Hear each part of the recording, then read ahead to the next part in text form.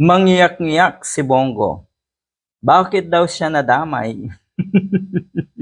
Tila ba ito rin ay pag-amin na totoong may kasalanan si Digong, totoong dapat parusahan si Digong, at hindi ko nabibisita si Digong ever sa dahig? Oh, yan ang nakikita natin eh. Hindi ko ever nabibisita si Digong sa dahig, feeling ko wala akong pakialam.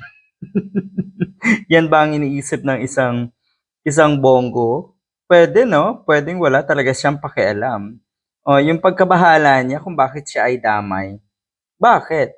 Noong mga panahon na nasa power ang puon mo, na tila ba kaya mo ang lahat, na tila ba naniniwala ka na hindi kayo babagsak dahil meron kayong matibay na sinasandalan. So ngayon, siguro ramdam nyo na yung sinasandalan nyo ay malapit ng mabuwal.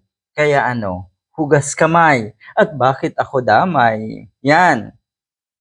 Ganyan na ganyan din siguro si Bato de la Rosa.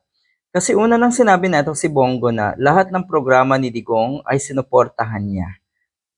Kahit pa nga daw sa bandang huli ay masasakripisyo ang kalayaan ni Digong at niya mismo, walang problema. Ayun naman pala. Eto na yon.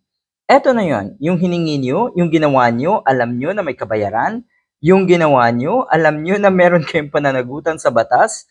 Kaya eto na yon. Bakit pa kayo magtataka, Mr. Bongo, kung ba't kayo nadamay?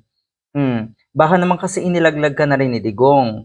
Bakit kasi siya lang? Alangan naman kasing siya lang, sabihin na natin. Or baka nilaglag ka na rin ni Bato de la Rosa. Alangan naman kasing siya lang. Siguro naman ay alam mo rin sa sarili mo na talagang damay ka.